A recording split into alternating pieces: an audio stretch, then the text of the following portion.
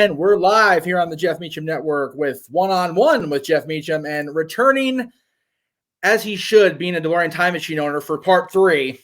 Adam Contras is here. How you doing, brother? Part 3 of the interviews. Gotcha. Yes, part 3 of the interviews. Yes, definitely. Yes, part 3 of the interview. Yeah, because, I mean, technically the second one didn't go up on my channel because of it was a clusterfuck at the house. But, you know, it went up on my channel. That's right, because you had proper equipment going, which was good, as you should, doing what you do. So, you know. But man, it's crazy that, you know, we're coming up on a year since I was down there. It's I can't even believe it was February of last year, which, you know, it's almost February now, which is bonkers. Wow, I did not realize it was that long ago. Yeah, and it occurred to me after the fact when I got home that day, and then as I was doing the look back, that was actually the day my grandmother passed away, the anniversary in 2013 when I was down at your place. So, oh, that's fun. Yeah. So the drinking may have been a subliminal thing. I think is what happened because. Well, I am not drinking today. No, I see that. Just, it's a sparkling ice. Good boy. Because of the amount of construction I've been doing, yes. I realized I can't change the fact that I'm fucking old. I can't very quickly change the fact that I'm overweight. However, I can stop poisoning myself the night before I wake up and try to like construct shit. I might have been able to pull that off in my 20s and 30s, but alcohol fuck you up if you're trying to do really heavy manual labor. So I was like, fuck, I haven't drank in a couple, but I think it's over a month, a little bit here and there, but not like I used to, because I got to get this shit done. Anyway. Yeah, if you guys aren't following Adam on social media, and you should, by the way, the construction at his house has just been a whole other journey to watch besides the film we're talking about today. It's been crazy. Whenever we get through with all the official journey shit, I've got a whole bunch of stuff going on. Yeah, it's completely batshit down there in North Hollywood, but it's all good. So it's not as batshit as this beard. I don't realize what I look like until I look in a camera or a mirror. Fuck. Like I look like a homeless person. You decided to rip off the street, and Jesus, please do not take my appearance as a lack of respect for you. No, of course not. I just look like this because I'm so focused on the shit I'm doing. What's funny is the other 3 times you've been on the channel, the 2 interviews and then the brief cameo on the anniversary show last year. It's the beanie and the beard. That's Adam to my audience. So that's I apologize. I guess that is who I am. It's been a rough 2020. It's 2020 also, 2022. It's 2022. Yes. Right. Yes. Exactly. Yeah. But yeah, it was one of those where when I found out you were actually publishing the first volume of the Journey film, well, shit, I got to get it back on and talk about it. And you said, okay, but you got to watch it first because, of course. Because, you know, if we're going to talk about something, I actually got to know what the fuck I'm talking about, because that's generally how interviews go. When you have a talk show, you have a guest on. Hey, what's your project? You know the project. Yeah, it's one of those movies that I can't even give you an overview. Like with Meeting Michael, I can give you a pretty good overview. You watch a little bit of it, you're fine. Fastest DeLorean, I can pretty much give you an overview. The first 10 years of the journey is like, it's so fucking much. Yeah. And there's no way, you have to watch it. I just can't explain it. It's hard for me to even talk. It's just a lot. Yeah. So you said you watched it today. I did. I literally watched it this morning because I wanted to have a fresh perspective on it. I wanted to go into it with completely like, okay, I just saw this shit. Good Lord. My God. Like, you and I talked about it during our drinking session, last interview. And it was, I knew it was going to be heavy. Like it's about as heavy as this Jack and Coke. I'm not going to lie. It's pretty fucking thick. So, right. But at the same time, I first want to commend you for the commitment to the craft, because we talked about this. You literally physically transformed yourself to film the interactions with yourself in quote unquote modern time. And I just go, I could not pull that off. That's actually what I'm doing right now. I mean, I'm supposed to, I shot 2020 Adam, right? Earlier last year, and I missed some shit. This is a really difficult thing to do because you have to, it's very hard. You can't in order to do a reshoot. Well, fuck it. Got to grow the beard back. Like I was trying to get it all done, and I didn't lose enough weight at the end of last year to pull off 2010. I just didn't. I just No. fucking failed. And so I was like, well, technically I don't have to have it done to this year. No. I can release the first volume, and then for volume 2, I can do this whole fucking process again. And when the process is just eating whatever the fuck you want, growing a beard, that's not a hard process. The hard process is now, because I've already started trying to lose it and focus. And I mean, Christ, at this point, I won't be able to film 2010 Adam until fucking May. Like, I really set myself up. It's going to be rough, but I'll get there. Of course you guys will all watch it happen.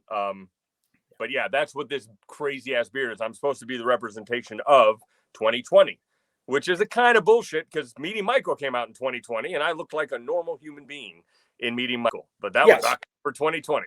Yes. So yeah. The fact that you are already partially the way here in early 2021 shows how quickly it moved from one product to the next. Yeah. I can gain weight and grow a beard like nobody's fucking business, dude. There's no problem in that. If there was a competition, it's hysterical. At the end of last year, I decided, okay, I shaved the day after Christmas. I had a redonkulous beard going, not quite as redonkulous as what we're seeing here, but I was like, okay, starting now, I'm gonna not shave except like neck hair, because that's nasty, until Christmas. That way I could pull off the Santa thing, because I want to do the Santa thing.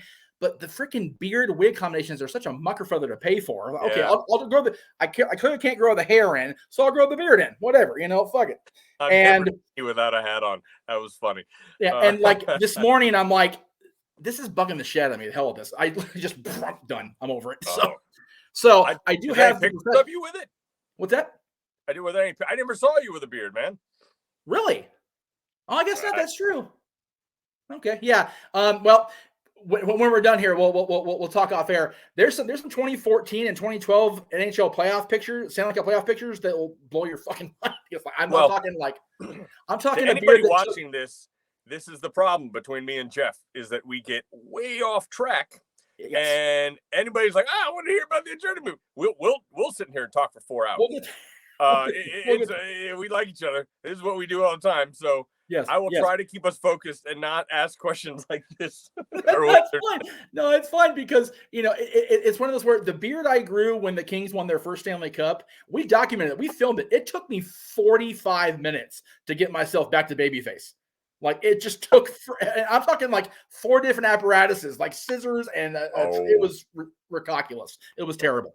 So, but it was worth it, because I felt the superstition, and they won the Stanley Cup. So what the hell, whatever, right? Got it. But you've been on a whole other journey, as you know. I mean, we talk a lot about it every time we come on to get the air together. But you actually, and it's documented, and I even have the documentation to show everybody. You are certified, Muckerfather, by the Guinness Book of World Records as the very first video blogger in the history of the internet that Al Gore invented the year before. If you go on the website, they actually, this was kind of weird. Like, on the website, it's a little more specific. It says now I'm the longest running on my own site, YouTube or whatever. So that just says I posted. It's funny, if you read that, you're like, oh, so you uploaded a video once 20 years ago? Great. Like, it doesn't show. Right. Oh, fuck, I've done 2,000 of these for this, that kind of stuff. Yeah. But who gives a fuck? I have a goddamn Guinness Book of World Records plaque. Holy shit. Right? Jesus Christ. Yeah, I still can't believe that that's even a thing. It's amazing. It's good timing now, because now people are like, oh, wow, you got this movie about the first 10 years. Okay, I'll watch that. It must be something. And it's crazy for me to think about, because I've been doing what would be video blogs back then. Now they're live streams. Now they're a whole different thing now. But I always like to claim that No DQ did the podcasting before it was called podcasting. There wasn't a word podcast 2002. We don't know what the fuck that was. Right. So but yeah, you are literally the first. You were paved the way for everybody else. So God bless you for that. I did a whole lot of things first. This is just one that happened to be one anybody cared about, Right. Sure, there aren't a whole bunch of mini golf tournaments in people's backyards like that, but nobody gives a fuck about that. So, I have to thank all the vloggers and YouTube for the fact that they turned it into a medium anybody gives a shit about. Right. And that in 2016, Guinness decided to do a whole section in the Book of World Records about vlogging, and I get kind of needled in there because had it not been for all the people that turned it into something amazing, nobody would know or care. But I got lucky on one thing, and it'll follow me till my grave. Like, that's clearly going to be, and that's what the official Journey Volume 1 is the start of, a 5 or 6 volume, novel basically of what happened. Hopefully in a very entertaining fashion. That was the key. It's literally your life story in a video log, which is just like, I can't imagine. I guess I can't imagine because I've watched your video, obviously, but it's just the dedication to be like, no matter what, we get a video today. I don't care what we're doing. I don't care what's going on. The video gets done. No, wait. That's not how it happens. Just so you know. There's got to be a big distinction because there are content creators on YouTube because that is now a thing, and it wasn't for the first 7 years of the journey. No. There are content creators that are attempting to create something, and if they do it weekly or they have a routine, they're like, okay, I have to put this together. That's not how I did the journey. The journey was literally documenting what I had done or what I was doing in real time. So at no point was I like, oh my God, I have to make a video. I was like, oh my God, I have to do something with my fucking life, or that site's going to be really fucking boring. That was more how I looked at it. It was more like, I can't sit around and bemoan every rejection and all that kind of stuff. Or if I do get a massive rejection, I guess I just share it on the site and make a video of me singing a song about it. Or it became this, the site forced me to keep going and keep trying to create something that was going to be content outside of the internet. I wanted to be on TV. I thought, I thought all these things belonged because video on the internet was not a goddamn thing. No. You know what I mean? So it wasn't a viable career. Now, had I started 10 years later, the journey would be completely different because now it is a viable content medium that you can make money on. Yeah. I'm very glad I didn't start it in 2010 because definitely. There's no way it could have been a life thing. The only reason that I'm going to keep doing this forever is because I don't have that need to create content for something and get paid. It has not. My site isn't even monetized. The YouTube videos are monetized. I don't care if people see them. YouTube for me is literally a way for me to categorize and catalog everything. So later when I make a movie, it's easy for me to put it all together. And it keeps me honest because it's all in real time, that kind of thing. And it keeps me accountable to whatever I say that I'm doing. Like I'm starting a new project that will come out in 2023. And once I put it in the journey, I better do it. And that's when I started building walls and putting shit together. And well, now I'm fucking into it. I just destroyed my house, So, and then I document that. And, if my family leaves me because I destroyed the house, I guess that's a fucking journey entry. But that was not my intention. But they're very happy with me because I stopped what I was doing for a week and I built a little loft above me. And everybody fucking loves that. We got little stairs. No, everybody's so fucking happy now. So I still got my family. They're still happy. It's good you had the family because if you watch the journey, man, when we end in 2010, you got nothing. Like nobody. Like, oh fuck. So, I want you to go watch The Journey Volume 1. Please find it on Google Play, and it's on Indie Rights YouTube channel with ads. But I do have to say, without the second volume, boy, is it a kick in the nuts. Boy, square in the dick. Just boom. And what's crazy is that's right when I met Talia. Right. Like, it's amazing. The 2010 Adam is like July, August, September Adam of 2010. Right. I met Talia in October of 2010. There you go. My whole life changes. The following 10 years is so different. Oh my God. And so amazing in a different way. Right. I mean, I don't even know if it's gonna. I'm putting that together now, right? I'm not even sure if Volume 2 is real entertaining to people because it's like, wow, look at this guy win. That's great. Now, if you watch the first one, sure, You're happy for that dude. But I think the first one's way more entertaining because so much shit happens. Oh my God. How many times does that fucker get hit in the head with a 2x4? Oh my God. Seriously. Every good thing that happens to me, it fucking goes away in the next day. It's amazing. Oh, it's so hard.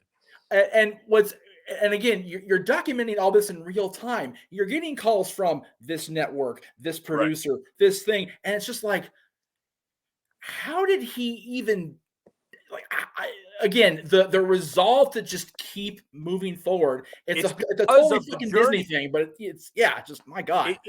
I want to act like, it's just in me. The only thing that's weird that is in me was that I kept the site going. Right.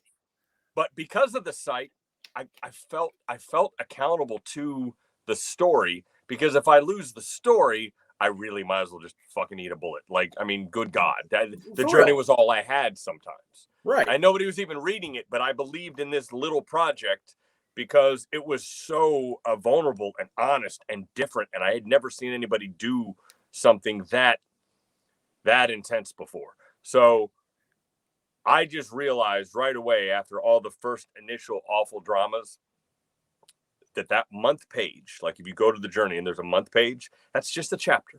Yeah. Oh yeah. And it's going to go over this way, and there'll be a month page that you have to fill up with living, and you don't have to look at that month page anymore. You can just keep going. And that whole concept was a great way to just deal with constant rejection, like unending failures, both personally and professionally.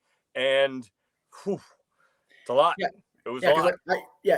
In our brief, well, I say brief, we sat at the bar for 2.5 freaking hours drinking Jim Beam and Coke, so it wasn't that brief. But in our conversations, I knew you'd had one, relationship that fell by the wayside before Talia. But man, that entire 10 years, when you start out with person A and Talia, person C, am I correct? Is that how that? I mean, if you start with Journey Volume 1, she is person C. If you start with Journey Volume 0, she would be person D. Jesus Christ almighty. But we're all friends, by the way. I need everybody to know that it's not exactly what you would think. I mean, and I think you catch that with definitely stories of Jessica and Donna. It's not, there is no bad blood. No one hates each other. You'll see Jess commenting on my shit right now. I was gonna say she's actually actively in the recreation of the storytelling. It's right, yeah, that's whoa. I didn't even think about that. Yeah, I think that's probably the best monument to the fact that we were always honest with each other. We got our labels wrong. I think that's the best way we've ever described it to people was. Yep. She wanted to be back here. I wanted to be there. We were best friends, but God damn it, we were going to hate each other if we were forced to choose a go place where we weren't, where we didn't belong. And I'm not just saying that to make myself look good. She was sitting next to me in the movie. We redid shit. He's like, whoa, wait a minute. That little recreation where we recreate the first video, dude, we did that really good, dude. Yeah, you did. Yeah, you did. We knocked that the fuck out. I mean, it isn't even the same hotel. We got a cat that looked like J-Dog.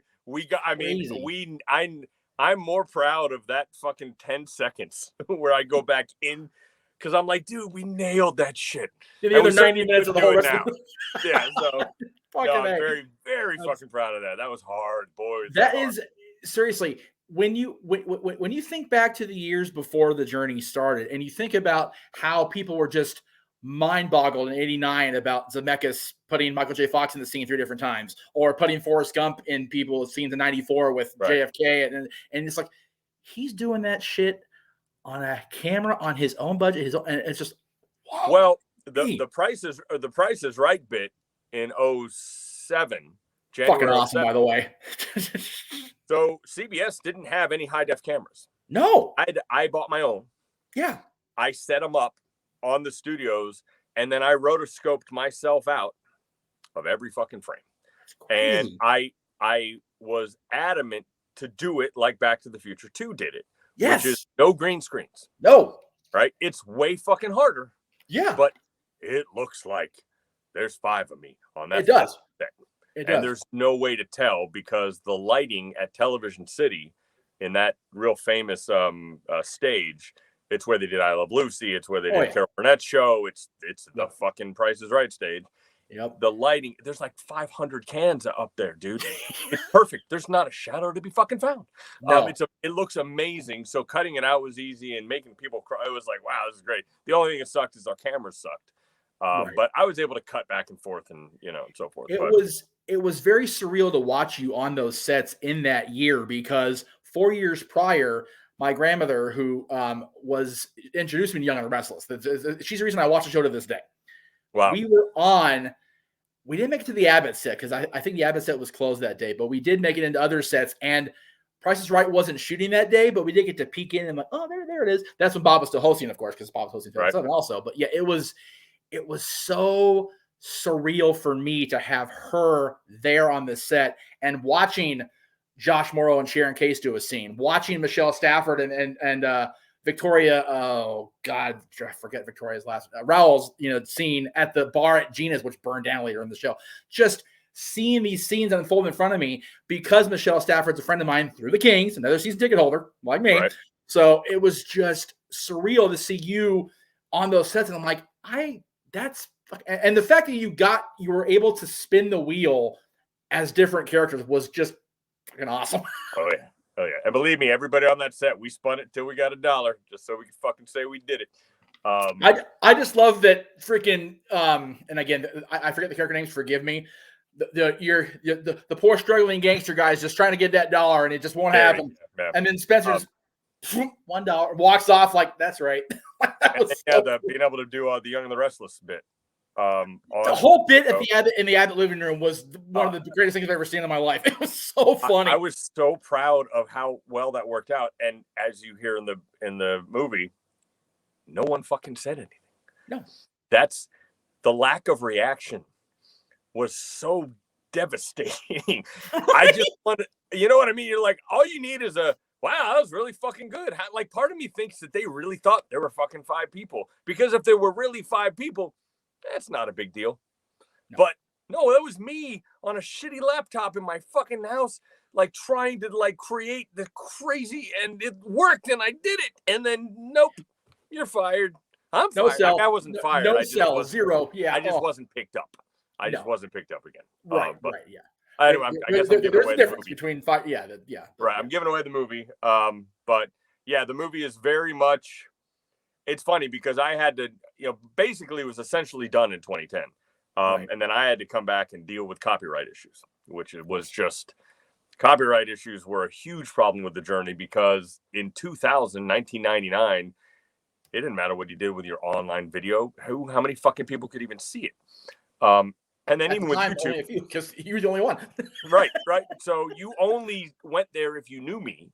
And even if you were showing copyrighted stuff, the screen was this big, you know what I mean? Like it didn't even matter. Then even when I put it on YouTube, nobody gave a fuck. And then as we got to 2009, 2010, then they started going, okay, hang on a second. Now you're broadcasting copyrighted materials. And then I kept getting strikes and there was this massive clusterfuck because I got 1,000 videos that, you can't do anything with at the time. It wasn't a problem. So, and then, of course, when you're making the movie, you're using all those videos and you want to use the original videos, but I couldn't because my dumbass thought, I'll put a Beatles song in here. Well, fuck, you can't do that, dude.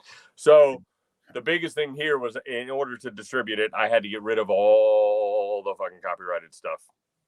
And that was really hard. So when I went to go edit it and do that again, I had to watch it again 10 years later, right?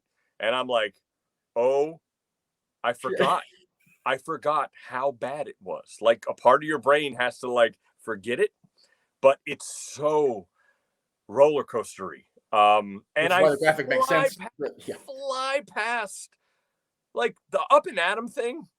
I'm being frustrated. That's 1 minute. Yeah. Okay, do you realize the months leading up to Up and Adam and getting the call that you're going to have your own talk show on after Letterman to go up against Carson Daly or after Ferguson to go up against Carson Daly? Right. Like getting that call from the head of late night, Vinny Favale, and then what that does to you and what you're working on. I mean, I like say that in like a little paragraph voiceover. Yeah. Like a part of me feels like I need to make a series, like a 4-episode series, because spin-off series of how fucked that was. Right. I really didn't do justice to what that did to me. No.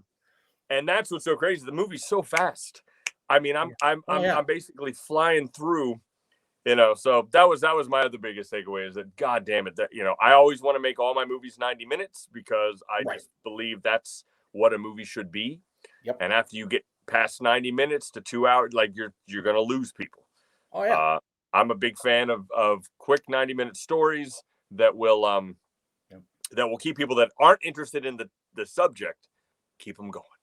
Yep, you know, exactly. I did the same thing with Fastest DeLorean. I did the same thing with Meeting Michael. I tried to make it for people that didn't give a fuck about DeLoreans and didn't give a fuck about Michael Jordan, that they would keep watching. That's always how I edit everything I do. And from a fan coming into it, now being a friend going out of it, all those movies, you know, of course, you know me and my affinity for the DeLorean and Back to the Future.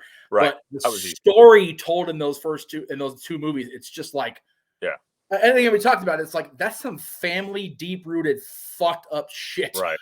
And then Meeting Michael, it's like, it could have literally been your career, just done in a heartbeat. Yeah, by the way, Michael Jordan's back there. Okay, he's part of it, but it could have been everything falling apart at your feet. So yeah. And this one, it tells and we're not even up to that part of your life where we're getting the movies made. It's just it's just the first 10 years of everything just completely like over and over again, which is, like I said, that little roller coaster graphic is just so apropos, because God, it's interesting because I had people asking me after watching Fastest DeLorean, they're like, man, you really had resolve. And in my head, I was thinking, oh, you have no fucking idea. and again, that's kind of why I wanted everybody to see the journey. I'm like, oh, this was just Fastest DeLorean is a tiny chapter. Oh, yeah. A whole bunch of big fucking failures. But it comes down to the site again. Fastest DeLorean, I was doing it in real time. It was part of the journey. I wasn't going to drop it. No. Oh, my God. I had to at least attempt to get the record myself. Yep. What the fuck am I going to do? He fucking ghosted. But, you know, whereas most people probably would have been like, oh, yeah, well, I guess it didn't happen. Because of the journey, I had to I'm not going to let it go.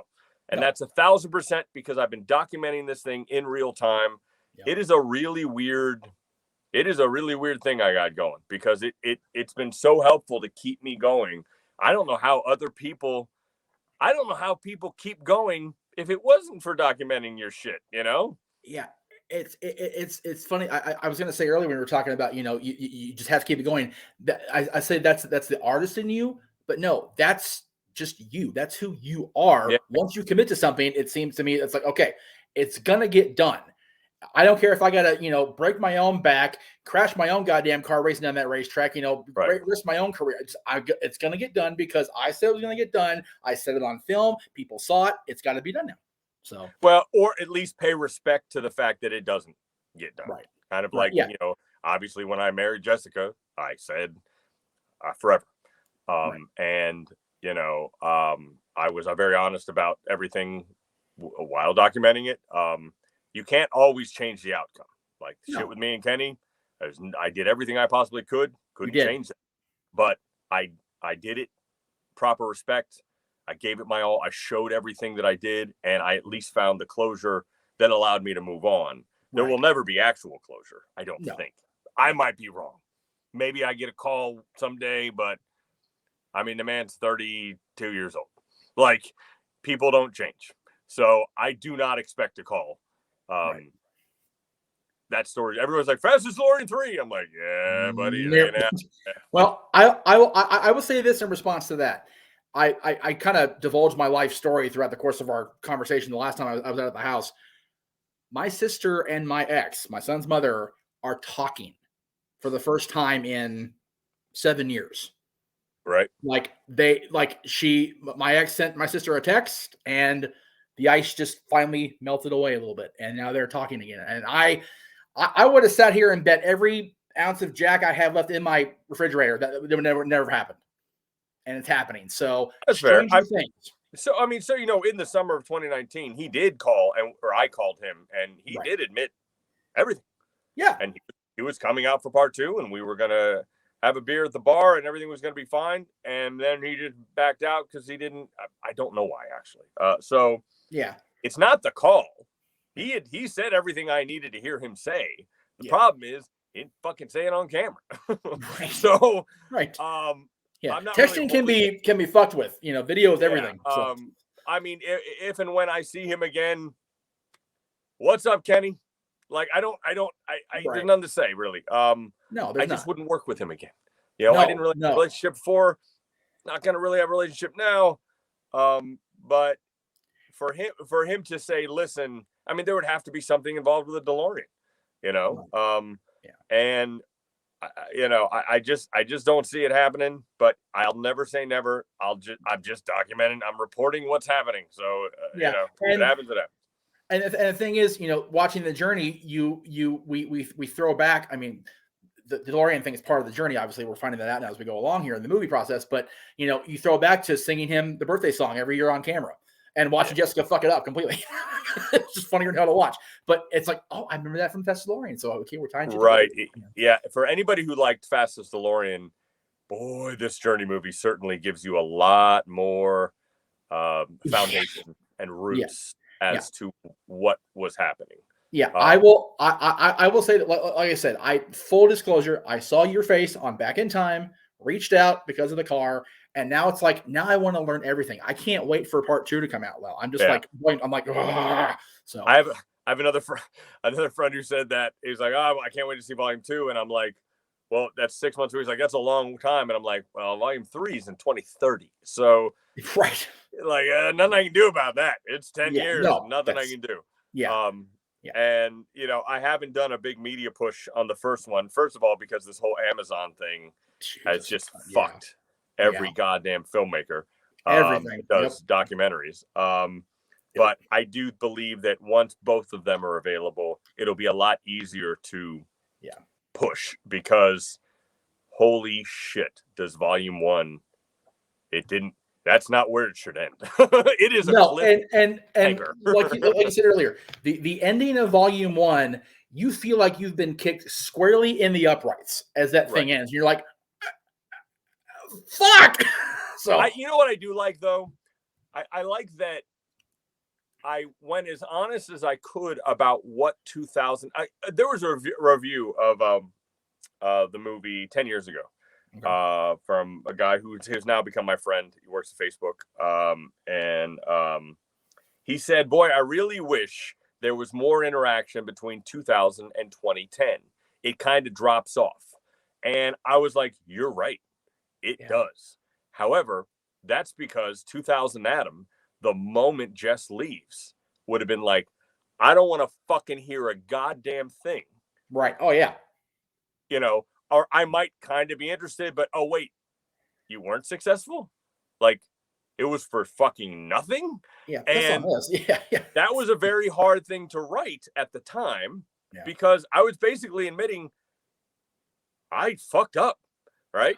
So it's a moment in time where I did the honest thing, which is where 2000 Adam said, no, fuck you, I'm gonna go make this right. And then the universal truth that we always think we're making it right, dude. Like, you keep thinking that if you went back, you would do this, this, and this. The truth is, you would go back, you'd feel the same things, you'd have the same cards, and you'd still be you, and you'd still play them exactly the same, because we all do what we believe is the right thing to do in the moment. And so as much as it hurt 2000 Adam to really believe that, I mean, I even had somebody when I got married to Talia be like, well, so this time you're really going to make it. And I'm like, motherfucker, every time I really, there was no half-assed. I'll give you Donna. I kind of knew that was, to me, the Donna thing was, there's no way I can let her go without seeing if it would work. I just couldn't. I was not ready. I was not ready to get married. But I certainly wasn't ready for her to get fucking deported and never find out. And when I'm 80 years old and I'm watching my life on some fucking screen, I want to see the guy that jumped and did everything he fucking could to see if it would work.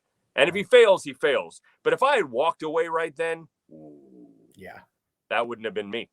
The same thing that makes me believe I'm going to make it, or it's the same thing that makes me believe a relationship's going to work.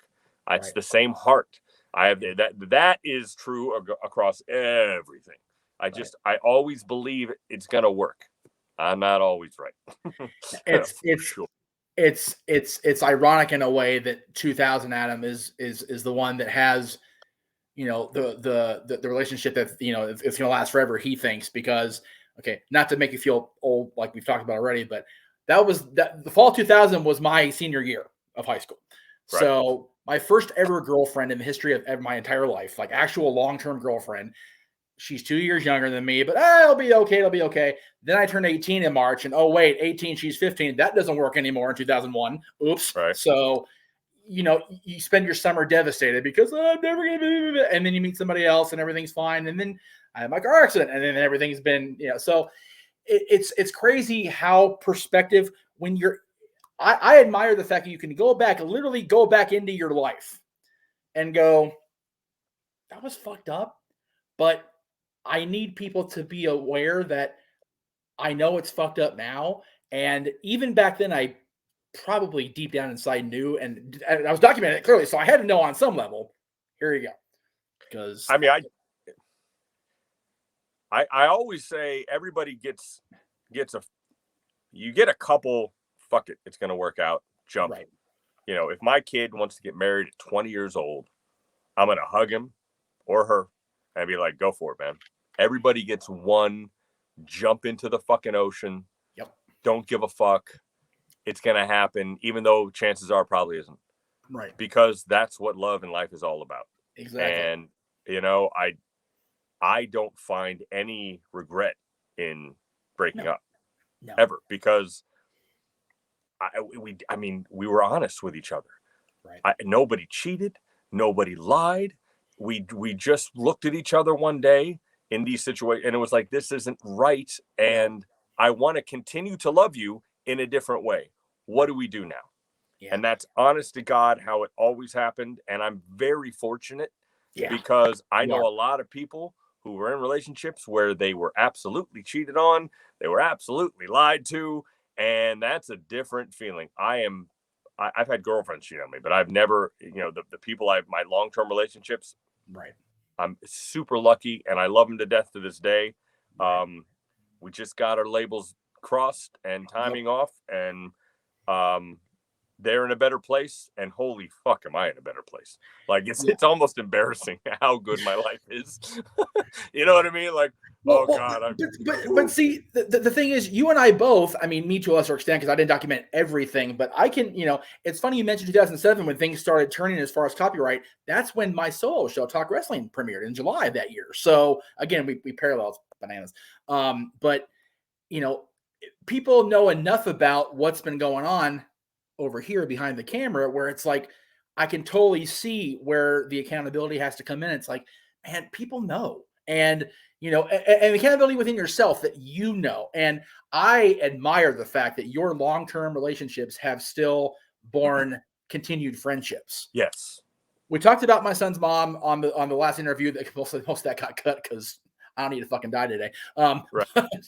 But her and I are in a better place communication-wise today, as of this year, than we've ever been in the previous 16 years. Yeah. And that just blows my goddamn mind out. I mean, it really does. But it's one of those where you have to get there. And the difference is you're friends with, and if I'm not mistaken, you were at least casual friends or close acquaintances with your exes before the relationship, if I'm not mistaken, based on the journey I saw. So I never did that. And that was a huge mistake. Huge mistake. Right. I mean, when you don't lie, everything's possible. And you know, God damn it, my poor kids. I you know, because you know, their dad has to be this one guy that has made a whole fucking life on tell the truth. Yeah. Right. Yeah. It's like, and I don't do it because I feel like I'm better than. I do it because it's self-preservation. Right. If you always tell the truth, it might hurt. And you might lose some people, but you're at least going to know you did what you were attempting to do, or you were honest with yourself, or you're honest with others. Every related when I met Talia, the first thing I said was, I'm not marrying you.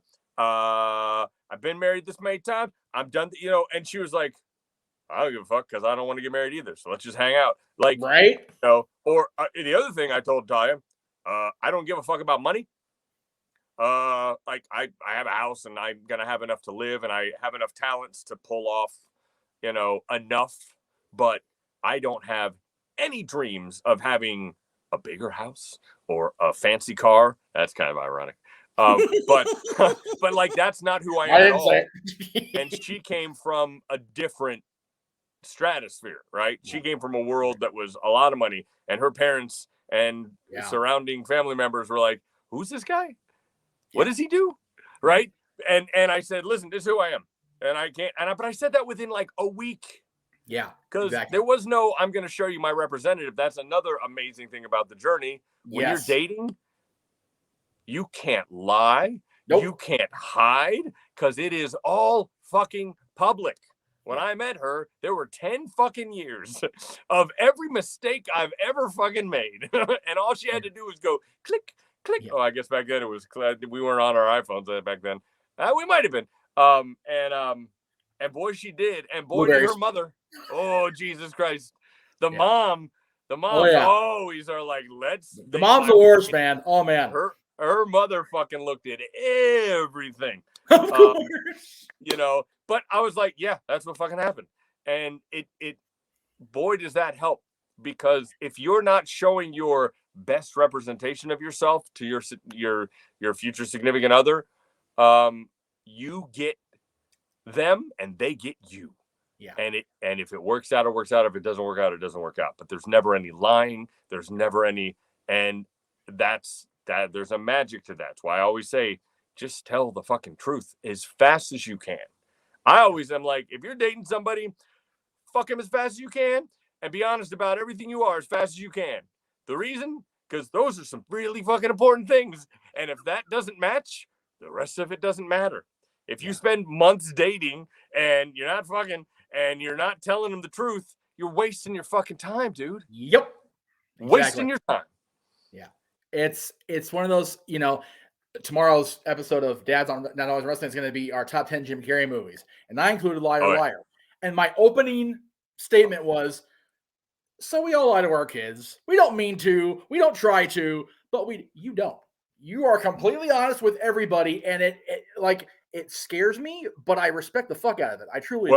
It's funny. We were watching Roseanne last night. And good. The kids and it was the episode where they caught DJ. DJ was masturbating. My 9-year-old daughter's like, so what's masturbating? And I just straight blank in the face. I'm like, it's when you pretend you're having sex with yourself. And she's like, oh, okay. And boom, that was it. The whole thing was very funny. And she laughed, and it didn't, I wasn't awkward about it. I didn't be like, well, when you're a little bit older. I'm like, no, this what it fucking is, and she just totally said, okay, and watched it. And then she got all the jokes. Right. Exactly. Playing with your instrument. Like, she was like, oh, okay. And she thought it was hilarious. But I know that if I had acted like, oh God, well, when you're older, I don't know how to, you're too young. Like, I just like, fuck it. I'm just going to fucking tell her. And I think she respects that. And I've done that with them since they were fucking 2. Like, I believe that if they're too young to hear it, it just won't get processed. Right. But I'm not going to lie to them. No. I'm not going to be like, oh, it's when blah. No, just fucking is what it is, dude. And everybody does it. And it's just the way it goes. I've tried to explain to her, because she thinks, as most kids who are prepubescent, they're like, this sex thing sounds fucking insane. Like, I don't know what. And I'm like, yeah, that's the thing. Until you're at a certain age, it's the stupidest, craziest. I'm never going to do that. And you're right to think that. And then something's going to happen to you around 11, 12, 13, where all of a sudden you're going to want to do something that truly, even like when I'm not horny, sex is what? It's the what the fuck am I want to do? Why would I want to do that? Yeah. But then your body just, it's like eating a hamburger. I'm hungry, so Yeah. We've been so open with both of them about that, and it has really made some very awkward things super easy, which is great. Yeah. I'm convinced the educational system, the public school system, shows them that video in 5th grade to mind fuck us, or try to. You apparently wouldn't have that issue, which is awesome. Won't be a problem, because I that's cool. Going from the beginning, I just think listen, dude, like those topics, I'm not sure why there's such a hang up on it. Right? I really don't, unless there's a religious aspect. Now, if you're religious, there's a million reasons why you don't want, but I'm not religious. And you're on the wrong channel for that, clearly. But right. And if you take out the religious aspect of it, it's a fucking human need, and it's a real thing. And why would I lie about it? Like, because I would like my kids to speak to me when they go through that. And you know why kids don't want to talk to their parents about sex? Because parents fucking lie to them, or they don't fucking prepare them, or they don't tell them the truth.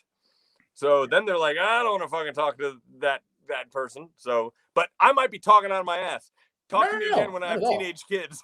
You never know. Yeah. They might still be like that. I don't know. Yeah. We'll see. Mine's gonna be 14 in April, and we've not. It's one of those, like, societies evolve where you don't necessarily have to talk anymore. They just kind of find out, and it's like, and he asks me questions like, okay, well, this is, and it's just like you. It's like, okay, well, this is. If you have questions, please come to me. Please come to your mother. Don't ask, Johnny Toot, in the street somewhere. Come talk to one of us, for love of God, right. And just, and hammer it out. That's it. It's as simple as that. But I'm curious now, because now that you're saying that, we're gonna have you having those talks with your kids, or having that revelation, in 2030's journey entry. So and also they watched the journey. See, right? There you go. Because they see me working on this stuff. I mean, I've always told them that I was married before. Talia was married before. Like, we've always been very open about that. We stay at Jess's house when we're in Ohio, although they just moved from Ohio to Florida, so that won't happen. Wow. But they know them, they understand it. We've always been open about all that. However, they had never actually seen video of my wedding, and you know what I mean, and the journey's pretty fucking heavy. Yeah. And so, I made the choice. I asked Ty, I'm like, well, do we do it? Do we just rip off the Band-Aid because it's pretty heavy? And they loved it. They love the egos. Wow. They think fucking Spencer and Dewey and Garrett, they think they're the funniest things ever.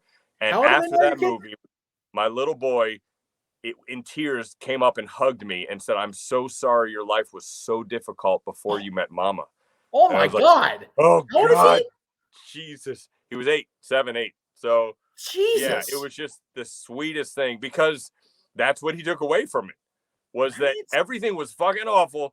And then I met Mama and everything was great. And you know what? He's fucking right. That's exactly what happened. Like, I mean, Jesus Christ, if I hadn't met my wife and taken that abrupt turn of just starting to construct GolfCon, because it was the one thing that nobody could tell me no. Right. That's the genesis of GolfCon. Was I was so sick of these networks being like, no, we reject you. No. I was like, you know what? You can't stop me from making this goddamn course. That's right. I got to be creative, and no one could turn it down. Yes. I mean, I guess other than a fucking building inspector. But it wasn't good enough for that. So that was what was nice. And then of course, having a kid and a family, and then all of my cards became different. Right. I played them exactly the fucking same. They just happened to work this time. Right. And the next 10 years is literally the antidote to the first 10 years. Like, it's one of those where it's like, I was literally typing a message out to you before we went on the air. It's like, I want to come down and like buy you every beer, but your house is so fucked up. I don't know if you want to leave. Yeah. I oh my God. It's funny in volume 2. Yeah. When I'm telling 2010 what's going on, we get to a point where we just start eating popcorn. We like grab the popcorn and share it back and forth, because you are the meme. You are the meme. It's so amazing. We're just enjoying it. Both of us are like, awesome. Watch this. This is fucking awesome, dude. Fucking Norm comes to my backyard and we have a beer with fucking Norm. Like, holy shit, watch this. And he's like, what the fuck? Oh my God. Like, it's such a happy exhale for that 2010 bastard who just did this to himself.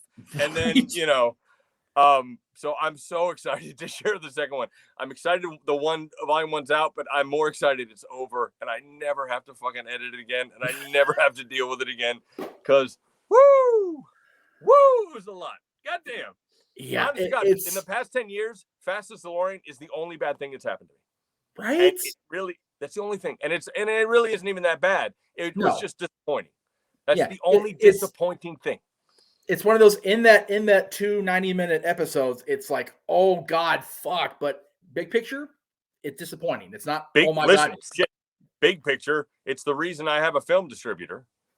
It's the reason I've decided, fucking, I'm going to make a movie every year. It refocused, you know, and it introduced me to all of these people.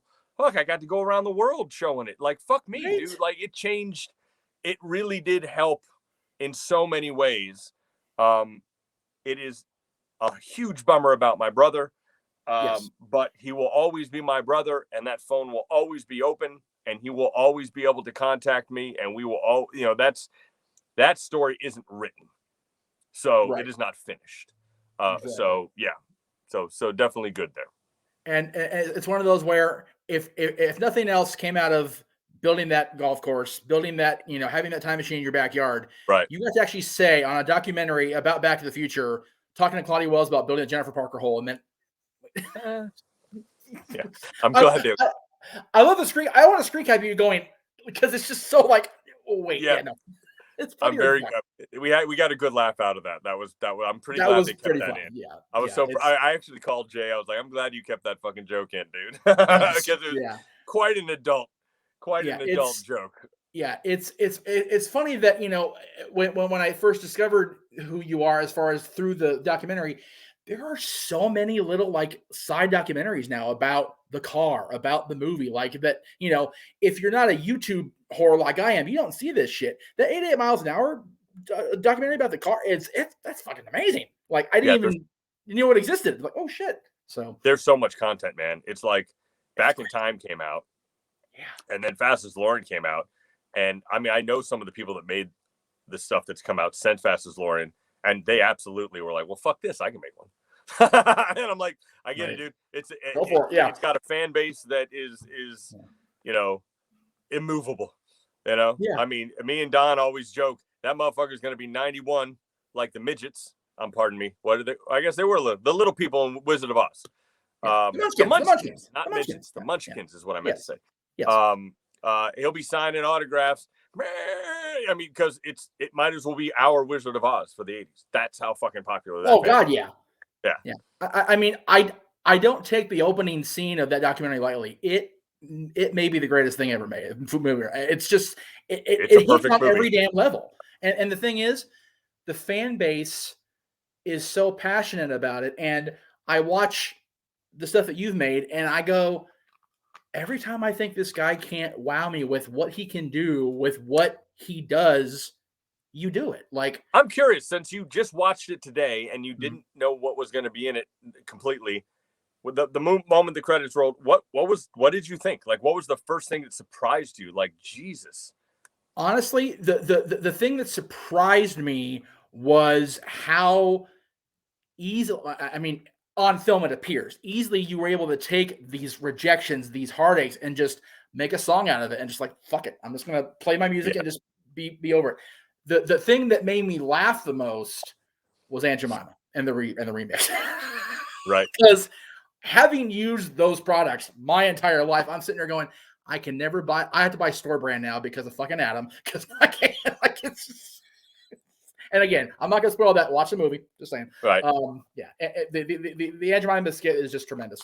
But the thing that surprised me the most was how quickly that 90 minutes passed. Yeah. It's like, fast. I even had to pause a couple of times because, you know, I have, you know, life stuff and, you know, chores, whatever. But it's like, fuck, it's over. Like, Jesus. Like, I started it well ahead of time thinking, okay, I got shit, it's done already. All right. Well, I guess I'll try to retain the thoughts as long as I can because, you know, it's funny. And watch it again, you're going to catch like 90 other things. Like of course. You can't process what happened and then the next thing happens. Yeah. But again, as to the fact that the resiliency thing, I swear to you, it's because I believed in shoving it all in a month. Yep. And then moving the page. And I think everybody's like, oh, you should be a motivational speaker and you should be doing this and this. And I'm like, I don't want to fucking do that. I think that's I think that's unfair because I have so many stupid, ridiculous talents that people don't have. So it's really shitty of me to be like, well, all you fucking do is write a song and make a fucking video. Like, no, that's not fair. But the whole idea of be true to the awfulness of it, don't gloss over it. Nope. Say it, cry, write it, tell people, be open, because that will move to the past, and then you can move forward. If you keep trying to act like shit isn't a big deal, and it wasn't, if you're not honest to the emotion, you're never going to fucking get over it, dude. Yeah. Ever. You're never going to go past it. And by the time the journey got really fucking bad, I had done that so much. I was like, oh, I guess that's what I'm going to do. Like the end with the Comedy Central. Yeah. By the Comedy Central one, I'm not even crying. I'm just like, yep, it's the same fucking story. The call letters are different. Exactly what you're saying. I mean, you're on the phone and it's just dead air. You're just staring. Yep. Yeah. And I will say that it has given me some PTSD on attempting new projects sometimes. Right.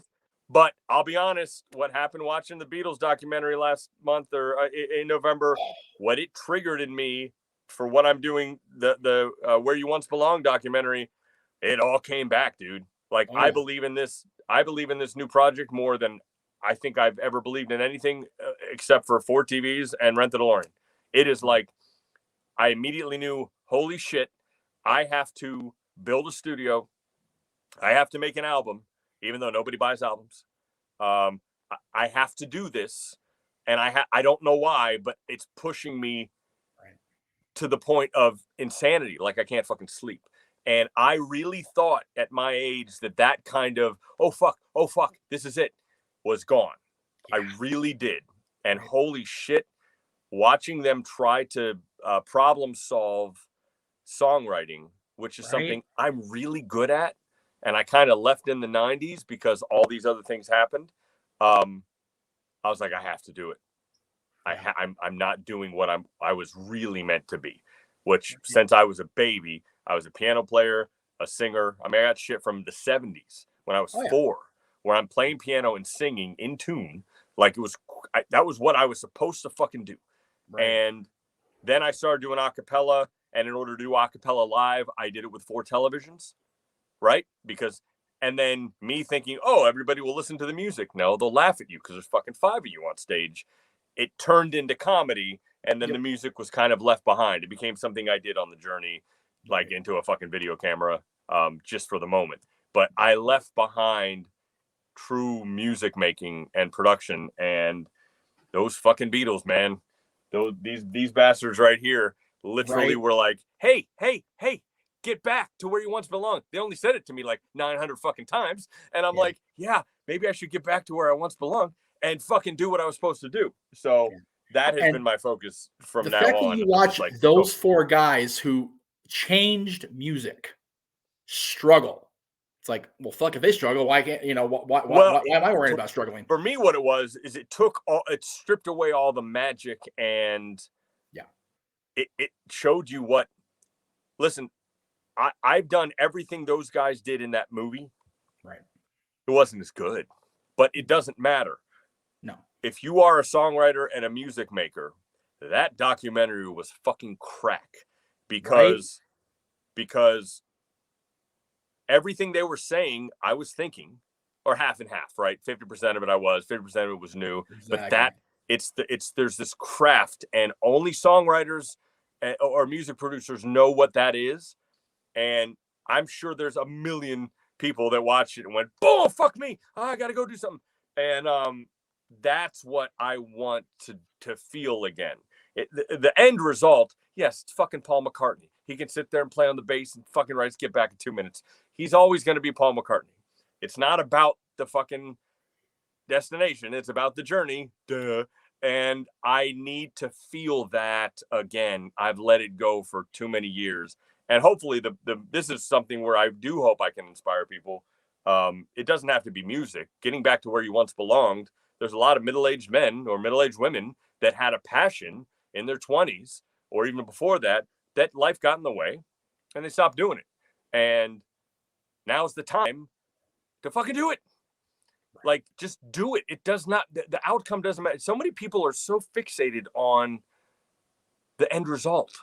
Right. It has to make money. It has to be successful. I got to win an award. Fucking stop. If you are an artist, you have to create and or you're going to be dead. And, you know, as long as you're breathing, you need to fucking do it. So that's kind of what I'm hoping this whole thing, it shows me, like, constructing it and just seeing what, I don't know what's going to come out of me in my mid 40s. I have no idea what that's going to be. It might be complete shit. Oh, fuck. I'm going to try to keep it from being that. But yeah, no, I'm totally excited. I just want to get this fucking construction done because, oh boy, did I underestimate 46-year-old body. Oh God, dude. Like, my brain's still like the golf con Adam. Oh yeah. I'm not golf con Adam, dude. Oh yeah, oh, yeah. God. I had a very similar thing when I was on the Jericho cruise in October. I was up. It had to be 4 or 5 o'clock in the morning in the casino of the ship with half a dozen wrestlers. And there's you know, the fucking guys on your shoulder. There's the 38-year-old me going, dude, you need to go to bed, motherfucker. You're gonna be dead in the morning. And there's 25-year-old me going, you ain't done this shit since you were 25. Party till you drop, motherfucker.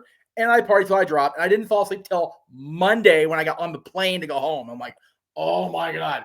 But you know what? Those 4 days of not drinking water, if you know what I mean? Right. Fucking worth it. Fucking worth it. Yeah. Good stories for days. No, and good for you. But I have found out clearly that when you're doing anything physical, yes. I cannot touch alcohol. No. Like, nope. Because, I mean, normally, I drank before this. I would probably have some drink every day. Right. Not a lot. I wasn't getting drunk, but sure, a couple of whiskey, whatever. You know, it was usually I'd work all day, it'd be really hard, and then I'd sit down, have some whiskey, watch TV with my kids, that kind of stuff, play around. That was my normal routine. Right. And then I'm like, I'm gonna build a new, like, basically fucking 2 bedrooms is what I'm adding to the house. Right. And that only lasted about a week. Right. And then I'm like, I'm not getting anything done. Like, because my body's like, what are you fucking doing? Right. You're fucking 50 pounds overweight and you're fucking old and you're going to poison me before you go to sleep. How about you give me some water and stop fucking doing that?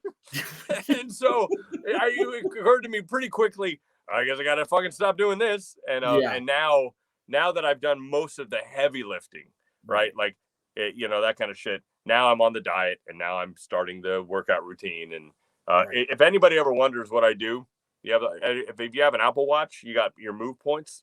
Oh yeah. Right. Right. My move points are the calories I'm allowed to eat that day. Oh, there you go. That's it. Yeah. That's the only fucking rule. Yeah. And what that means is, like, right now, I'm only 65 move points above what I've eaten today. Oh, geez. Which means if I'd like to have fucking dinner, I got to go move. Right? Exactly. So you get up and you walk and you're like, fuck, this sucks ass. And then guess what happens? You start choosing what you're eating very carefully. Yes, exactly. And you start going, okay, fuck, I only got 225 calories that I can eat. You know what it's going to be? Meats and vegetables, lean meats, vegetables, very little carb. I still eat whatever I want, but you start to portion it more and you go, fuck me, you know. And then some days if you feel good in the morning, you go get 300, 400, 500 move points so you can have a fucking normal meal. But boy, does that work. Doing exactly what your move points are, or 1.5. Like, let's say you had, I love that. 1,000 move points, it means 1,500 calories. Right. You know, you can do it that way too. I go full bore. And I was going to say the 1-to-1. Yeah. And I always do eat my move. And it works. It works. Yeah. It works every time. it's one of those where I spent that whole cruise just completely in another state, and the last day. So we're getting ready to do the last day, and we've got. I'm helping out the band, Paradise Kitty, that we advertised before the show started. So their shows are in the atrium on the other side of the ship from the pool deck where the wrestling was, the Fozzy concert was, all that shit. So I'm there. I finally get to see a Fozzy concert in person at ringside. I get to be the whole thing, and I got to get back to the atrium to help out in a half hour after the wrestling main event starts. By the grace of God, one of the wrestlers' friends who was on the ship could see me like not being in the place I needed to be. She hands me a case of spring water and go, dude, here, because you're going to fucking drop. It's going to be ugly. So I threw that water back like it was the freaking fountain of youth, and it turned out to be the fucking fountain of youth because I freaking my fat 315-pound ass sprinted across an entire cruise ship to make it in time for the concert. So hydration is everything. It's pretty fucking key. Yeah, it's one of those. Well, hydration, and also I can't say enough about what alcohol does to you. It's a bitch when you're attempting to do something. I mean, you're just poisoning yourself. There's no other way to put it. It's now moderation is not a big deal, obviously, but good God, dude, I need every fucking advantage I can get to finish this project. So. And the thing is, it's easier to rationalize those decisions when you're in your 20s, like we talked about. Oh, but, yeah. At 38 or 46, the part of you is going, "What the fuck are you doing?" So it's awful. But I do want to encourage everybody to go watch Official Journey Volume 1. It's on Google Play. It's on YouTube if you want to be a dick and not pay for it. No. Please go to YouTube, Indie Rights channel.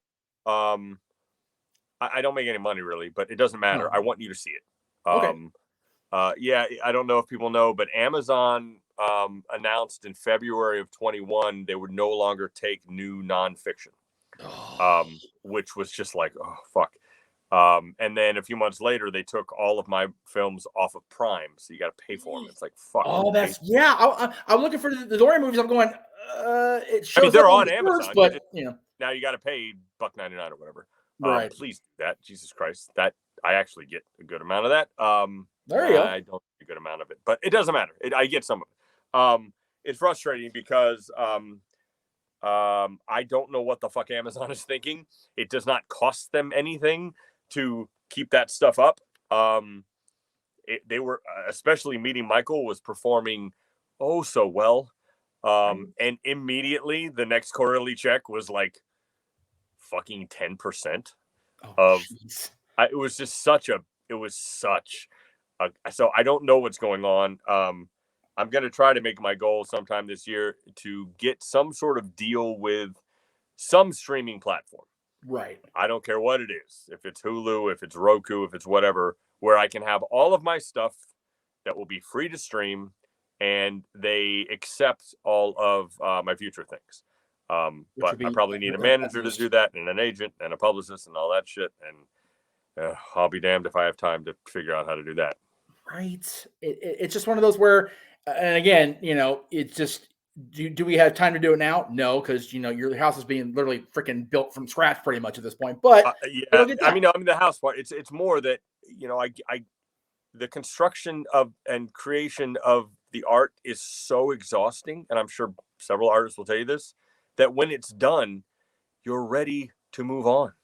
And unfortunately, when it's done, that's the beginning, because you're supposed to market and push for a year. And I'm like, dude, I gave my fucking nervous system to finish this project, because I do all of it, the editing, and I don't have it in me to keep going. I need to move on. I'm excited about the next thing. So exactly, that is a struggle that has followed me my whole life. So there you go. Look for that. It's on YouTube in its entirety. What's the name of the account that does that? Indie Rights is my film distributor. They just Indie Rights on YouTube. You can just search your little channel, and Official Journey Volume 1 is there. The only thing that bugs me is that the ads, we can't choose where the fucking ads are. Oh, I hate that shit so much. And it's like right in the middle of a goddamn song. It's like, and boom, 10-second ads. Like, oh God, it's so fucking annoying. Yeah, it's one of those where my old boss has been, we've been on YouTube for 15 years this year, and we still don't have the ability to time the ads. They just, if they're there, they're there. It's like, yeah. I encourage everybody to get YouTube Premium. Just for the love of God, just fucking do it, because God Almighty, the ads are such a bitch. They're terrible, and I enjoy not being able to have to freaking. I can't fast forward. Fucking hell. So it's so much better. It's like $16 a month. It ain't that serious. Oh, that's a lot. Shit, I didn't realize. Well, but when you're a content creator trying to get through shit, it just anyway. Got it. So I thank you very much again. We definitely need to get down there once the house is guest habitable. Oh, you'll definitely got to see the studio. You got to see 100%. Yeah, I mean, it ain't big, but it's an impressive little problem solving. I'll give you that. Yeah, I'm good at problem solving. And this movie and the part 2 that's going to come out definitely, or volume 2, excuse me, definitely shows that if nothing else, you are a problem solver, and the more problems come up, the more they get solved, and that's I think that's. And the way I look at your journey always makes me think of 2 quotes from 2 movies I adore. Of course, part 3, nobody's future has been written. It is what you make it. The famous Doc Brown line, but also Lion King, 1994, when Rafiki just whacks Mufasa over the head. It doesn't matter. It's in the past. How can it hurt you? The past can't hurt you. It's there. It's just there now. And you've been saying that the last hour and a half. The past is in the past. Once you log it, there it is. Fuck it. The past can't hurt you if you lean into how fucking bad it was and are honest about it. It can certainly fucking hurt you if you ignore it and act like it wasn't that big of a deal. There's a big fucking difference. Which is why Simba took freaking half a movie to realize the difference. There you go. So there you go. So there you go. Thank you, my friend. We will definitely have you back on. All right, Jeff. When volume 2 is ready to. Hopefully it's June 25th. That's the hope. If it is not June 25th, is a great day. I love that. It'll be September 28th. But those are the 2 possible dates. Either way, we'll definitely have you back on, and I definitely can't wait to see how the journey resumes in part 2. I kind of have an idea because I've kind of been along for part of it, but anyway, have a great one, guys. We'll see you tomorrow for dads, and Monday we start this cycle over again because I'm crazy and I just need to get shit done. Have a great night, everybody. Happy Thursday, and we will see you next time right here on the Jeff Meacham Network.